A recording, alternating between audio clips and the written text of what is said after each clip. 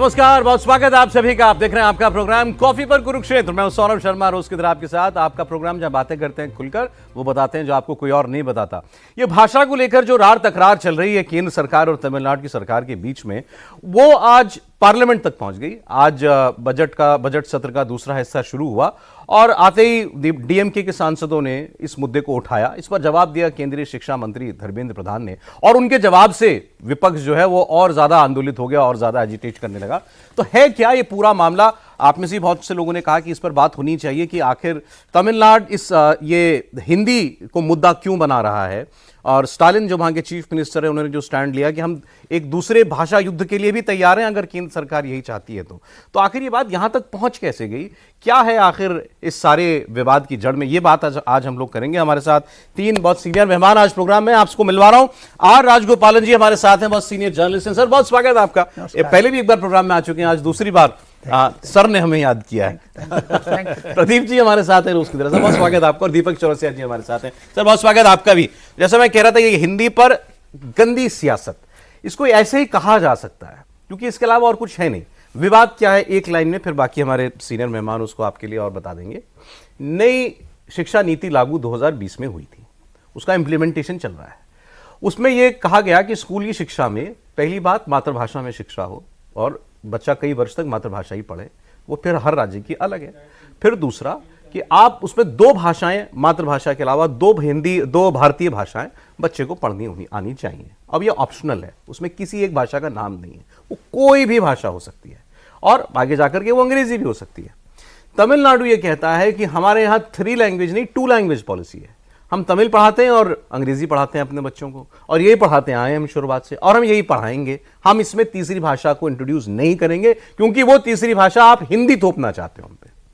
चलो, आपने आरोप लगा दिया।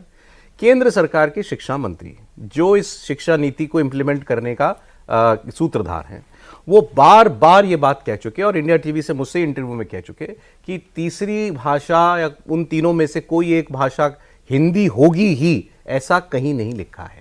मतलब हिंदी मैंडेटरी नहीं है। हमने सिर्फ इतना कहा है कि 3 ऐसी भाषाएं जो भारतीय भाषाएं हों वो आप पढ़ाइए। तो फिर इस पर तमिलनाडु की सरकार झूठ क्यों बोल रही है?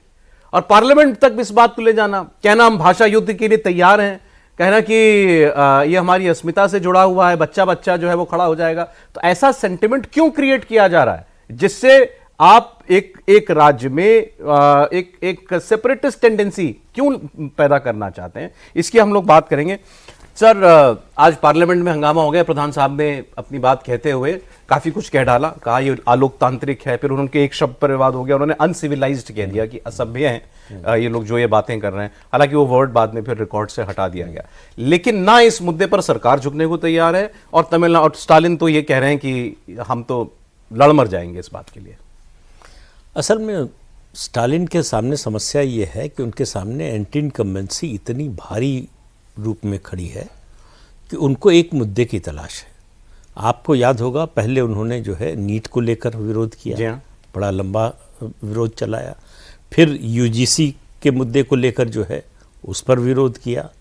फिर उसके बाद न्यू एजुकेशन पॉलिसी को लेकर, और न्यू एजुकेशन पॉलिसी का विरोध करें तो उससे लोगों को समझ में नहीं आता, तो हिंदी थोपना चाहती है केंद्र सरकार।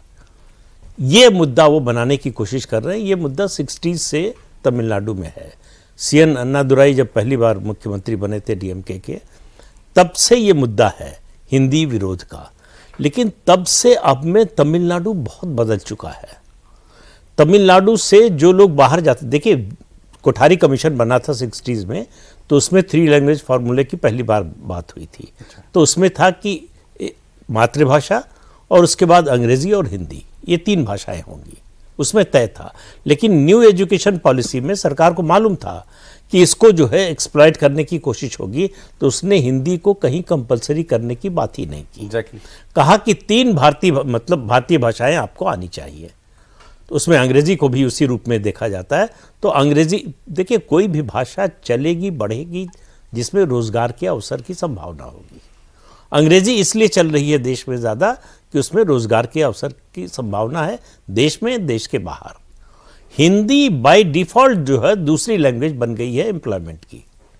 जिस तरह से एम्प्लॉयमेंट की अपॉर्चुनिटीज़ हिंदी में बढ़ रही हैं, तो दूसरे राज्यों के बच्चे पढ़ना चाहते हैं। और तमिलनाडु में ही जो प्राइवेट स्कूल हैं उनमें ये पढ़ाया जा रहा है। हाँ ठीक है, वो रोक नहीं पा रहे हैं वहां पर, क्योंकि आप किसी को मजबूर तो पहले तो इलेक्टिव वो है ना, लैंग्वेज आप इलेक्ट हाँ, करेंगे ना, हाँ, कि मुझे ऑप्शनल है ना। हाँ, तो जब आपको अगर आप कंपलसरी करती सरकार कि नहीं 3 में से 1 भाषा हिंदी होगी ही, तब तो विरोध का मतलब समझ में आता। दूसरी बात, इतने दिन से बोल रहे हैं स्टालिन, आपको तमिलनाडु के किसी शहर में कहीं लोग सड़क पर दिखाई दे रहे हैं? इस मुद्दे का अब वो रेजोनेंस नहीं आती जमीन से जो 60s 70s में आती थी। तो इसलिए मुद्दा भले बनाने को, वो मुद्दा कई चीज़ों को बना रहे हैं। पहले आपको याद होगा सनातन धर्म को लेकर उनके बेटे ने क्या बोला, उनकी पार्टी के सीनियर लीडर्स ने क्या बोला।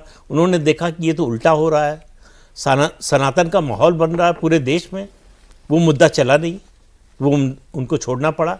अब उनको लगता है ये मुद्दा एक बार चल चुका है तो इसलिए ये फिर चल सकता है, और इसके जरिए वो बाकी दोनों मुद्दों को भी एक तरह से परोक्ष रूप से हिट कर रहे हैं। एक उत्तर भारत, उत्तर दक्षिण का जो है वो लड़ाई खड़ी करना चाहते हैं। दूसरा हिंदी हिंदू, इसको जोड़कर भी जो है वो सीधे हिंदू धर्म के खिलाफ नहीं बोल पा रहे हैं, तो हिंदी के जरिए ये हिंदी हिंदू सनातन से जुड़ा हुआ है। और ये सब कुछ आप कह रहे हैं अगले साल होने वाले विधानसभा चुनाव के लिए वो केवल विधानसभा भूमिका तैयार कर रहे हैं, बिल्कुल, कि हमारा चुनावी एजेंडा क्या हो। हाँ। तो ये है कि हम हिंदी के विरोध में, आपके ऊपर हम किसी को हिंदी नहीं थोपने देंगे।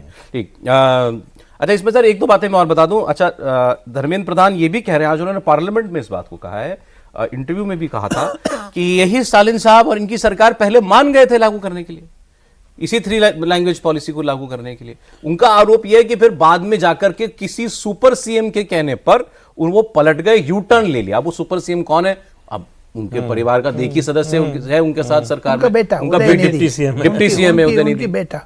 उनकी बेटा ने 4 स्कूल चलाते हैं, 4 कॉलेजेस चलाते हैं तमिलनाडु में। हिंदी वो सिखा रहे बेटा कम से कम 40 MP MLA DMK को नेता लोग 40 कॉलेज 40 स्कूल चलाते हैं।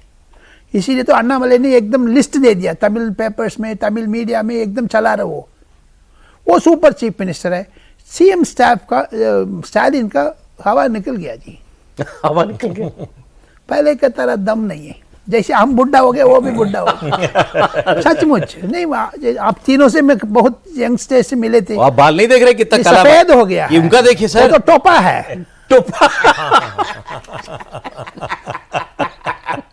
So therefore coming to the point, Pradeep बाबू ने तो विस्तार से बोल दिया है, मैं उसको हट करके राजनीतिक रूप में करूंगा। आजकल डीएमके डरे हुए हैं, डीएमके के नेता डरे हुए हैं। जैसे अरविंद केजरीवाल का घोटाला है, ऐसे घोटाला तमिलनाडु में खुल्लम खुल्ला हो गया है। तमिलनाडु में 8 करोड़ लोग हैं, कम से कम 50% दारू ड्रग माफिया में फंस गया। जैसे अरविंद केजरीवाल का 8,000 करोड़ से सुप्रीम कोर्ट ने ठोका है, एनफोर्समेंट डायरेक्टरेट लिया है, उनको पत्ता सफा हो गया है, ऐसे स्टालिन को होने वाले हैं। उसको बूथ का निकालने के वास्ते इस बूथ का कर दिए, हिंदी हिंदी हिंदी, डिलिमिटेशन।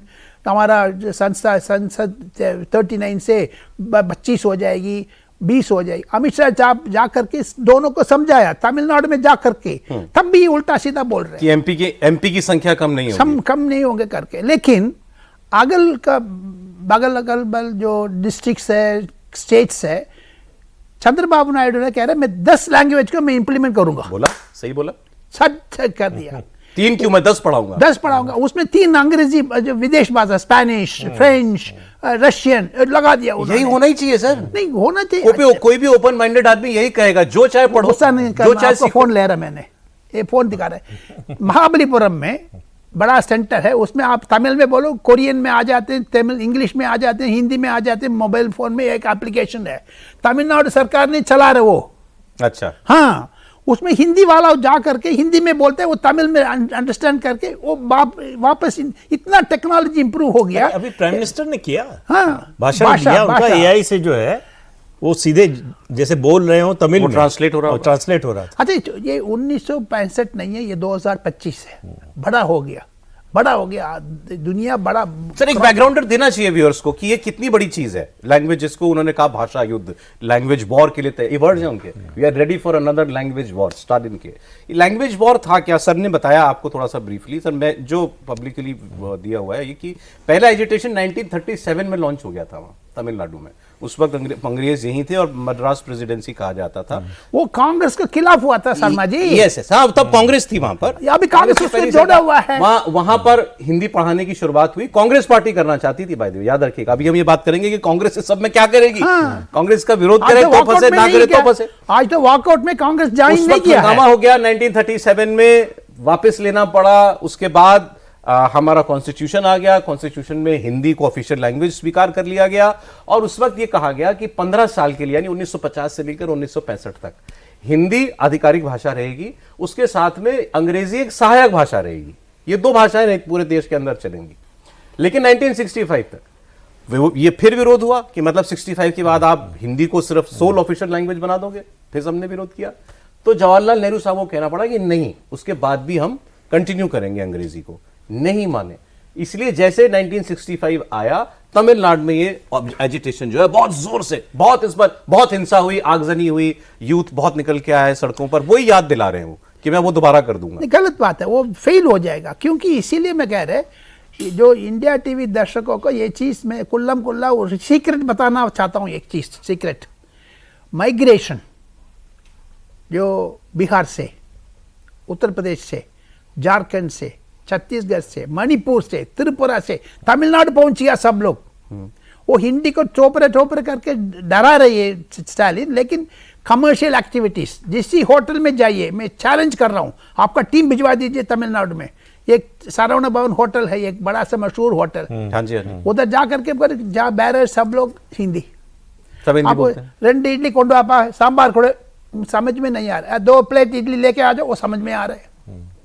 ये स्थिति बदल गया है तमिलनाडु में। एटलीस्ट 2% हिंदी लोग डोमिनेशन हो गया है।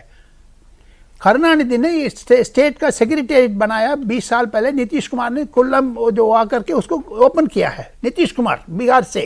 क्योंकि बिहार एम्प्लॉयमेंट में 5000 लोग को एम्प्लॉय किया, 1 साल में वो बिल्डिंग बना दिया तमिलनाडु का स्टेट असेंबली। उस टाइम से हिंदी का सब लोग बहुत पहुंच गया है। कमर्शियल एक्टिविटीज में, एजुकेशन में, एग्रीकल्चर में। आप सच माने में दुख हो रहे, तमिल लोग पीछे हट गया है। एक सरदार जी तिरुनेलवेली डिस्ट्रिक्ट में जाकर के खेती कर रहे हैं पंजाब से। ये क्या है? ये स्टालिन समझना चाहिए, समझाना चाहिए बाकी लोगों का।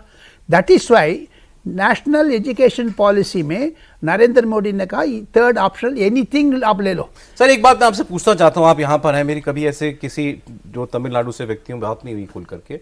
लोग कहते हैं कि वहां पर अगर किसी को मान लो तमिल आती भी है, कुछ आप किसी से बात कीजिए और वो हिंदी वो समझ भी रहा है अगर, लेकिन आपको हिंदी में जवाब नहीं देगा। ऐसा डरता है ना, डरता है ना, पत्थर गत्तर मालेगा कोई। लेकिन उसमें भी एक चेंज आ गया है, उसमें भी चेंज आ रहा है, धीरे धीरे आ रहा है। लोग हिंदी बोलने में डरते हैं, डरते थे, अभी नहीं है। अभी तो सारा आपका मोबाइल फोन में ये सब हो गया। बिल्कुल वैसा था जैसा फ्रांस में इंग्लिश को लेकर था।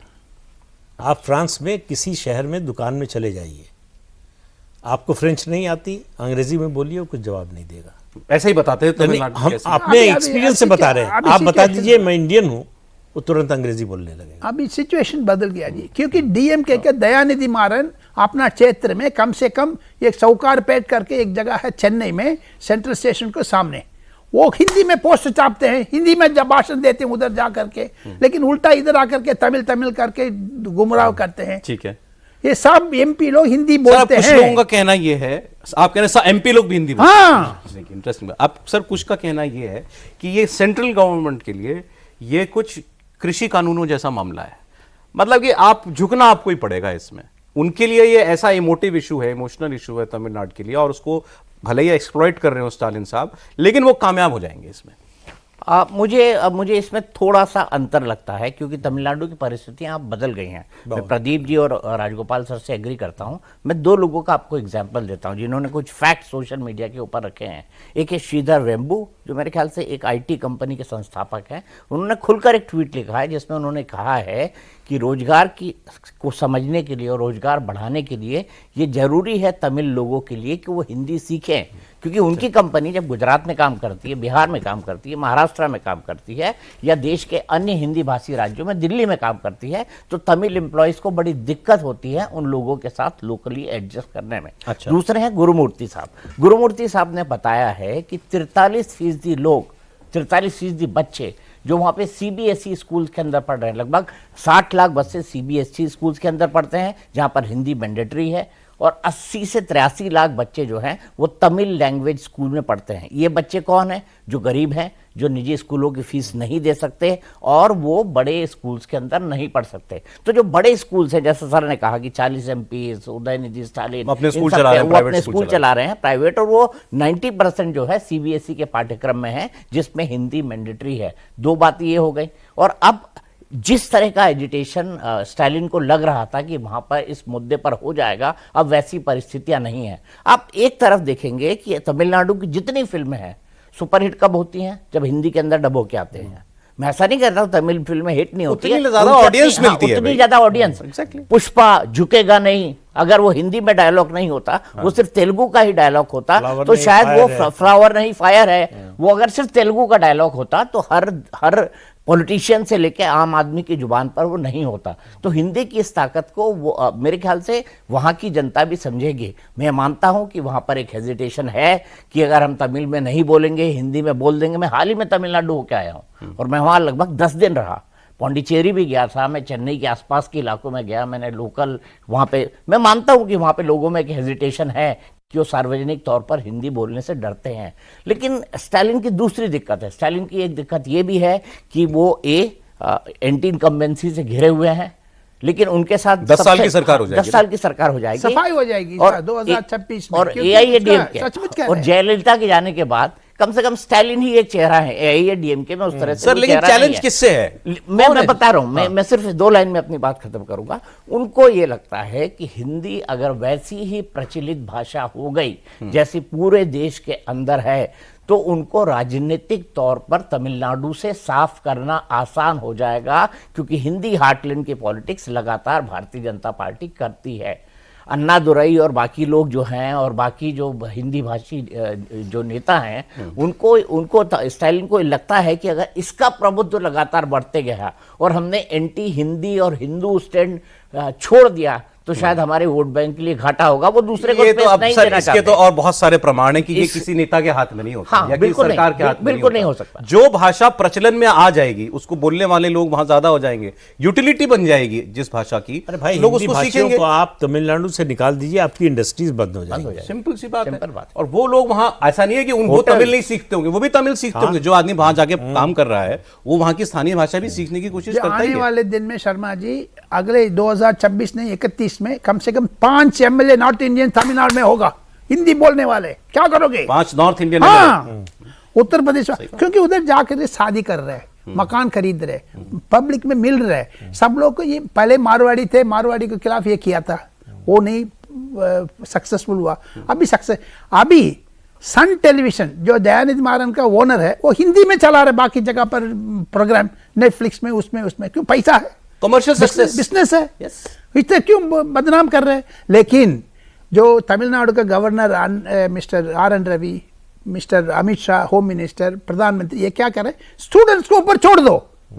आप तमिल सीखोगे, हिंदी सीखोगे, फ्रेंच सीखोगे, मलयालम, कन्नड़म और ओडिया, बंगाली, जो भी है, स्टूडेंट्स को ऊपर छोड़ दो। ये नहीं छोड़ रहे, पकड़ रखना चाहते हैं। कैसे कितना पकड़ लेंगे? अब वो बात सही है कि ये इनका बस उसी सरकारी सिस्टम पर है या सरकारी स्कूलों के नेटवर्क पर है जो इनके अंडर है। बाकी जो प्राइवेट स्कूल में पढ़ रहा है वो सब कुछ पढ़ रहा है, जो पकड़ रहे हैं वो फिसल रहे, वो फिसल। मेरा सवाल ये था सर, जो गरीब है वो बस उसी पर आपका बस है, सही बात। उसके सामने कोई ऑप्शन नहीं है। इन्होंने 7 लोगों का चीफ मिनिस्टर को चिट्ठी लिखा, तो किसी ने वो जवाब नहीं दिया। नीट के ऊपर जैसे प्रदीप बाबू ने बताया, उसको जवाब नहीं दिया। नीट अबॉलिश को कुछ नहीं हो पाया। सर, मेरा ये सवाल था आपसे, अगले साल इलेक्शन में ये अगर इतनी भूमिका बना रहे हैं चुनाव के लिए, इनके सामने चैलेंज क्या है? AIADMK लीडरलेस है। अब ये एक्टर विजय की पार्टी अभी भी बनी है, इससे पहले कमल हासन या और जिन्होंने पार्टियां बनाने की कोशिश DMK से सरेंडर हो गया, राज्यसभा MP बन गए, सब खत्म हो गए। बीजेपी 10% की पार्टी है वहां पर, तो इतनी हाई तौबा क्यों मचा रहे हैं? किससे डर है? मैं बता दूं, सच्चाई बता दूं, DMK में टूट पड़ रहे हैं। जो उदयनिधि स्टालिन को ऊपर लेके आ रहे, इसे वो सोचा, वो दूसरा राजीव गांधी निकला, नॉन स्टार्टर है, जितना भी आप प्रमोट करो बेटा भैया उदयनिधि, उनके बेटा इनबनिधि है, वो आजकल सरकार चला रहे हैं। मिस्टर स्टालिन का ग्रिप खत्म हो गया। पहले मैं करुणानिधि साहब को अच्छी तरह से जानता था, दिल्ली आ जाते मुझसे बात करके कम से कम नॉर्थ इंडियन पॉलिटिक्स सुनते थे, लेकिन स्टालिन को उतना नहीं है। आप करुणानिधि से आराम से बात करते थे पूरी नेशनल पॉलिटिक्स? 100% फोन करते थे, वो मोरसोली करके उनका अखबार में दिखते, उस टाइम पोस्ट में आते थे, बाई कोरियर आते थे, मुझे परसों लिखा था, उसको टिप्पणी क्या है मुझे पूछते थे, फीडबैक। स्टालिन के पास फीडबैक सिस्टम है नहीं है। 30 MP 35 MP 40 MP है, ये लोग नालायक है। तमिलनाडु 8 करोड़ लोगों का द्रोही है, मैं सचमुच कह रहा हूँ, विरोधी है। पार्टी और सरकार बेटा चला रहा है। बोलना, मैं अधिक बोलना नहीं चाहिए, फिर आप डिस्क्लेमर चलाओगे, जो भी आ रहे होस्ट के ऊपर है, राजगोपाल बोल रहे मुझे फंसा दोगे। नहीं मेरा समझने के लिए सर, सरकार नहीं है जी, सरकार नहीं है। सरकार में सब लोग कम से कम मिनिमम दोरई मुरुगन करके सीनियर मोस्ट मिनिस्टर है, 84 ईयर्स है, उसको कोई पूछता नहीं है, कोई नहीं पूछता। ये सब सीनियर नाराज है, सीनियर नाराज है, डीएमके टूट पड़ रहा है, डीएमके। मुझे तो ये समझ में नहीं आता। अब आप कहोगे कि मैं कोई पर्सनल बातें कर रहा हूं, कि नहीं, ये पर्सनल बात नहीं है। जब आपकी पॉलिटिक्स का हिस्सा ये है तो हम ये बात डिस्कस कर सकते हैं। लेकिन कहते हैं कि उनके बेटे जो हैं, वैसे तो डीएमके के होने का मतलब नास्तिक होना चाहिए सबको। उनके बेटे बीच में कहीं मैंने सुना था कि शायद या तो उनकी वाइफ क्रिश्चियन है, या इन्होंने कभी क्रिश्चियन धर्म अपनाया कभी किसी टाइम पर।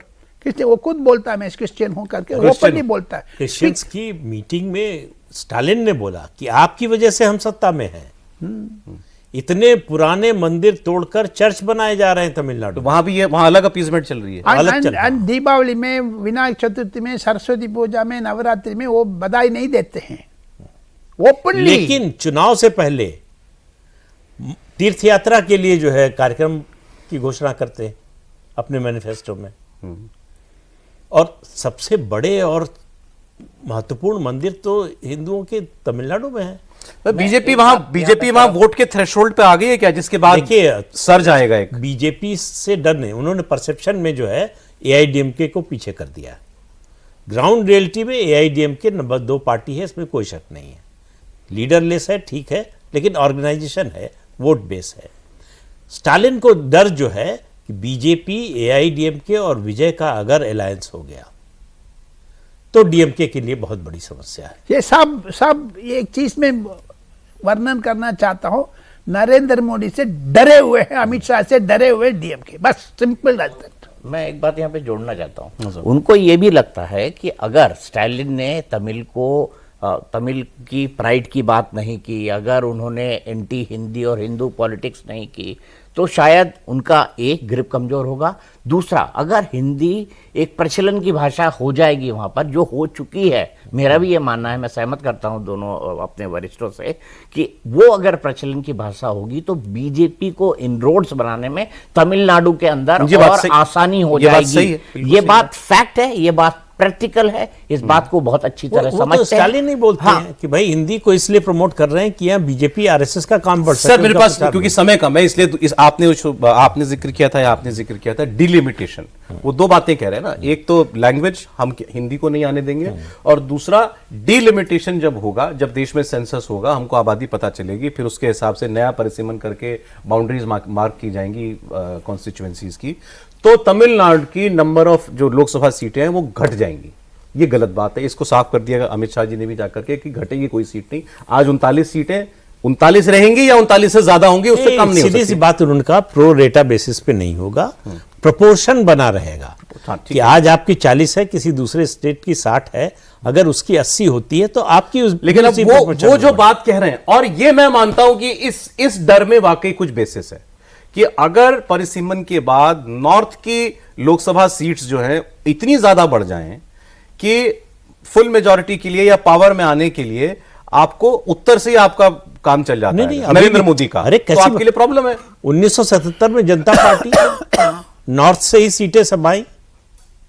उसके अलावा जो है आप 98 और 99 में देख लीजिए अटल जी की सरकार, और अभी 2014 उसकी प्रोबेबिलिटी और बढ़ जाएगी ना सर परिसीमन के बाद। वो नहीं, पहले तो बीजेपी के लिए उत्तर और पूरब वो ठीक करना है।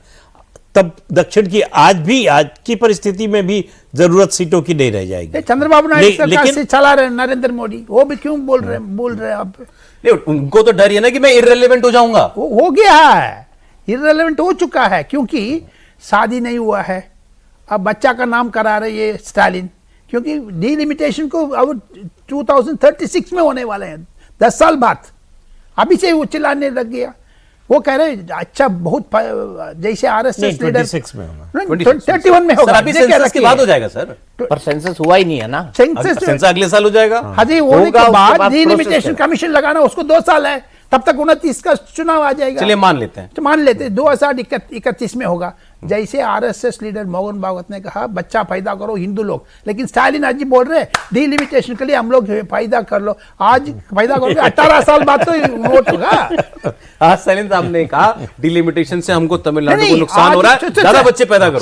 शर्मा जी आज सपोज बच्चा मैं पैदा कर रहा हूँ, मान लो 18 साल बाद तो वोट देना है, 18 साल तो वो जिंदा है, मैं जिंदा, भगवान जाने पार्टी रहेगा नहीं है, क्योंकि वो अनसेंट बोलने में उसको कोऑर्डिनेशन नहीं है। That's I have seen mister Karunanidhi, Jayalalithaa, लेकिन इसका वो आग नहीं है, इसीलिए तो ये सारा चीज बोल रहा। सौरभ, मैं सिर्फ एक लाइन बोलना चाहता हूँ। मैं एक बहुत व्यवहारिक किस्सा आपको बताता हूँ, बहुत छोटे में बताऊंगा। हिंदी के कामराज इतने बड़े नेता थे, कभी प्राइम मिनिस्टर के लिए उनका नाम नहीं चला क्योंकि हिंदी नहीं जानते थे। नरसिम्हा राव अगर हिंदी ना जानते होते तो शायद देश के प्रधानमंत्री कभी ना बनते। कामराज बोलते ही थे no Hindi no English how PM. फिर उसके आगे सुन लीजिए, एक प्राइम मिनिस्टर थे हमारे एचडी देवेगौड़ा, उनके साथ सामने थे सीताराम केसरी जी, जिनको अंग्रेजी का ABCD भी शायद केसरी जी को नहीं आता होगा। और एचडी देवेगौड़ा जब उनसे कम्युनिकेट करते थे, उन्हीं एचडी देवेगौड़ा के चलते उन्होंने पहली सरकार जो यूनाइटेड फ्रंट की बनी थी वो गिरा दी, क्योंकि दोनों कम्युनिकेट ही नहीं कर पाए और वो ऐसे जेल ही नहीं हो पाए। ना चचा उनसे जेल हो पाए, ना एचडी देवेगौड़ा साहब उनसे जेल हो पाए, या दोनों एक दूसरे की बात समझ पाए। कुछ समय के लिए एचडी देवेगौड़ा ने एक टीचर से हिंदी सीखने की कोशिश की, लेकिन वो नहीं सीख पाए। अच्छा, इस सारे विवाद से अब बॉटम लाइन सर, निष्कर्ष ये कि इससे स्टालिन या उनकी गवर्नमेंट को फायदा हो रहा है, उनकी पार्टी को फायदा हो रहा है, क्या इससे बीजेपी को भी फायदा हो रहा है? तमिलनाडु में ट्रैक्शन तो मिल रहा है, बीजेपी बाय डिफॉल्ट जो है नंबर 2 हो गई है, ग्राउंड पर नहीं है, वो परसेप्शन में बना दिया आपने, लेकिन परसेप्शन में बन गई है। के अन्नामलाई लीडर अपोजिशन की तरह जो है वो मतलब उनकी छवि बन गई है। उसका सबसे बड़ा कारण यह है कि AIADMK के पास कोई लीडर नहीं है, तो और जो दो एक्स CM हैं हालांकि उनके पास, इसके बावजूद तो लगातार हमला जो स्टालिन का हो रहा है के अन्नामलाई पे हो रहा है, बीजेपी पर हो रहा है, तो वो इशू दूसरा बनाना चाहते हैं वो कि सेंटर से हम लड़ाई लड़ रहे हैं, तो सारे क्षेत्रीय दल जो है हमारे साथ आ जाएं कि अगर क्षेत्रीय दलों को बचाना है केंद्र की मनमानी से तो हमारे साथ आइए। तो इसलिए जो है लगातार बीजेपी पर, तमिलनाडु में बीजेपी का जिसका कुछ नहीं है, आप उस पर लगातार हमला कर रहे हैं, लगातार अटैक कर रहे हैं। तो इसका मतलब जो राजगोपालन साहब ने बात कही, असली बात यह है कि स्टालिन बहुत ज्यादा डरे हुए हैं, उनको दिखाई दे रहा है, अपनी हार दिखाई दे रही है। अब किस कॉम्बिनेशन से हारेंगे ये पता नहीं। सर बीजेपी को भी फायदा है इससे? मैं कुछ सीधा बोल दूं? हाँ सर, ये नरेंद्र मोदी का जलवा है।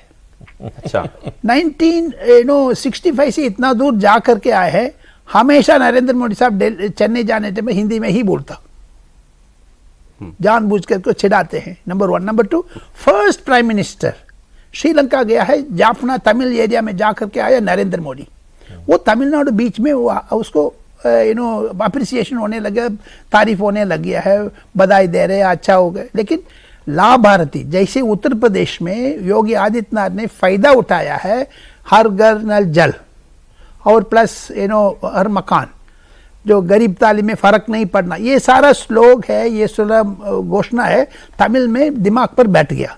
अच्छा, जितना नरेंद्र मोदी की गाली दे दो उतना बाउंस बैक कर रहे, सिंपैथी फैक्टर आ गया।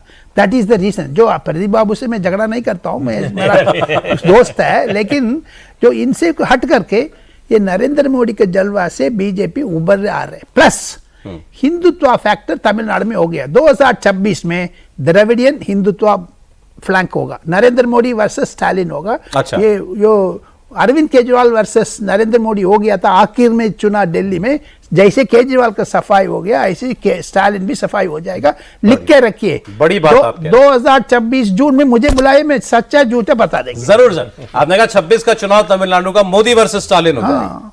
हाँ, मैं 40 साल अनुभव से बोल रहा हूं, एक नहीं है दो नहीं है, क्योंकि तमिलनाडु में सफाई हो चुका है Dravidian movement. Let's see sir, तो ये बहुत बड़ा शिफ्ट होगा देश के एक हिस्से की राजनीति में, अगर जो वो कह रहे हैं ये हकीकत हो बन जाए तो। बहुत शुक्रिया सर, लेकिन आपका हमारे प्रोग्राम में आने के लिए। राजगोपालन साहब, प्रदीप जी बहुत धन्यवाद आपका, दीपक जी बहुत शुक्रिया आपका।